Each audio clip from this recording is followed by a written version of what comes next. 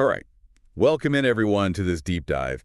And today we're tackling something I think we all struggle with. Yeah, Worry big time. and how to, how to stop doing it so much. Yeah, how to manage it for sure. How to manage it Yeah. and live more in the moment.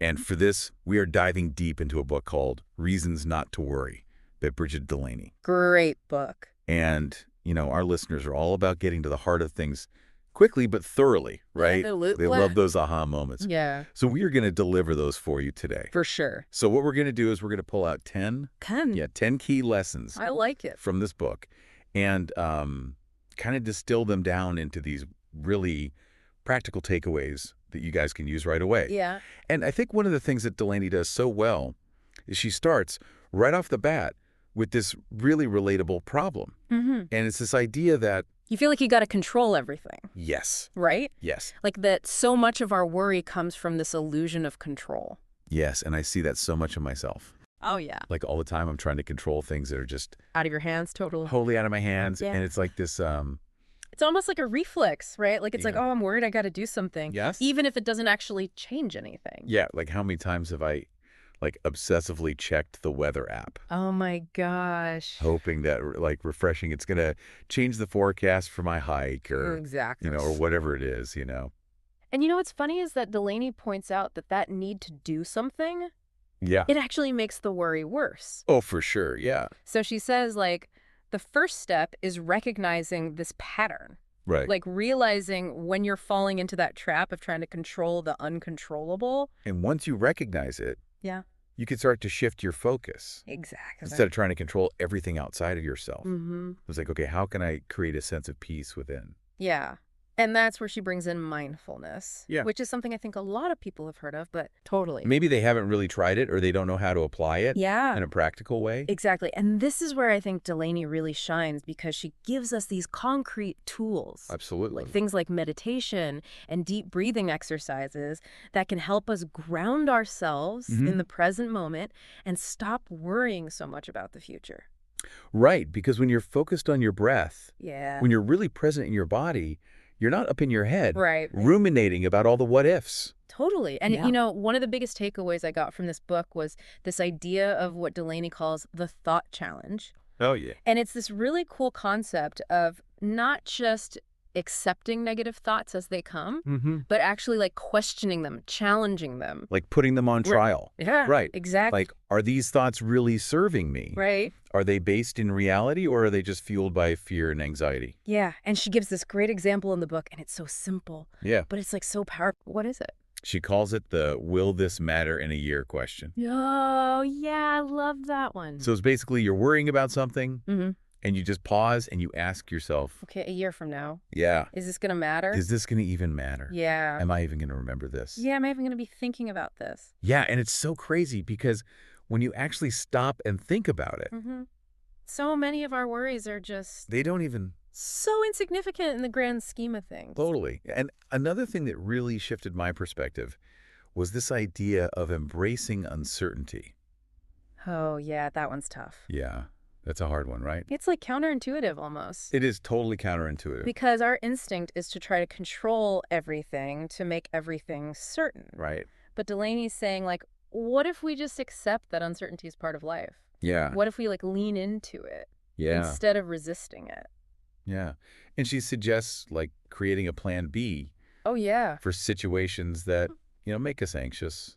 Having a backup plan can really reduce that anxiety. Totally. Because then it's even if things don't go according to plan, I'm prepared. you're not completely thrown off. Yeah. And I think that ties into the next point, which is about building resilience. Mm-hmm. And Delaney really emphasizes that both positive and negative experiences Yeah. contribute to our resilience. It's not all about the good times. No, it's those challenges, those setbacks, Yeah. they actually make us stronger. Yeah, I love that. They teach us how to cope. Yeah. And speaking of support systems, Delaney talks a lot about the importance of relationships Oh, yeah. as a buffer against anxiety. Your anti-anxiety squad, I love that. she calls it. Yes, your anti-anxiety squad. It's so important to have people you can lean on. Totally. People who support you, who get you, who listen to you. Yeah, because when we're feeling anxious or worried, it's so easy to isolate ourselves, Totally. but actually reaching out to others Yeah. and connecting. Can make a huge difference. It can make a huge difference. Yeah. And, one thing I'm always struggling with is overthinking. Yeah. And I was really interested in Delaney's perspective on self-compassion. Oh, yeah. So how does that play into managing worry? Self-compassion is so key Yeah. because a lot of times when we're worried, we're also really hard on ourselves. We're Yes. criticizing ourselves. We're beating ourselves up. Totally. And that just amplifies the worry. Yeah. So Delaney's saying, like, we need to treat ourselves with the same kindness and understanding that we would offer a friend. Oh, I like that. Right. So if you make a mistake, Yeah. instead of dwelling on it and berating yourself, Yeah. acknowledge your feelings, forgive yourself, and move on. Yeah. And focus on your strengths. Yes, exactly. Yeah. I love that. Focus on what you're good at. Yeah. Celebrate your wins. Yes. Don't dwell on your losses. Absolutely. So we've talked about mindfulness thought challenges, embracing uncertainty relationships, Self-compassion. self-compassion, resilience. Yeah. What else does Delaney suggest? Well, she also talks about setting realistic goals. Okay. Because when we have clear goals, Yeah. it creates a sense of purpose Right. and direction in our lives. Yeah. And I think that can really reduce worry. Absolutely. Because if you don't have goals, It's easy to feel lost. yeah, you're just kind of like floating around. Yeah, and when you feel lost and directionless, Yeah.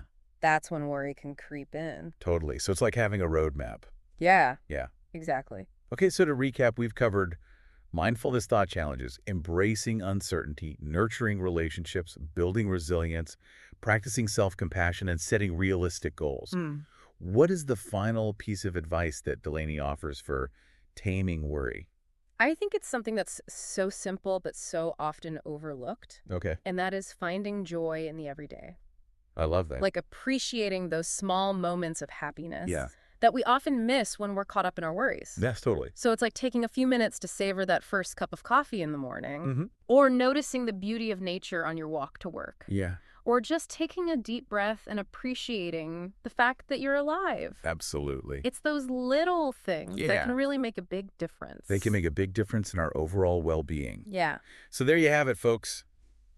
10 powerful lessons from Brigid Delaney's Reasons Not to Worry Such a good book. on how to manage your worry and create a more fulfilling life. Absolutely. We hope you enjoyed this deep dive, Yeah. and we'd love to hear from you. What's one small step you can take today to bring more presence and more joy into your life? Yeah. Leave us a comment below. Let us know. And until next time, keep diving deep. See ya.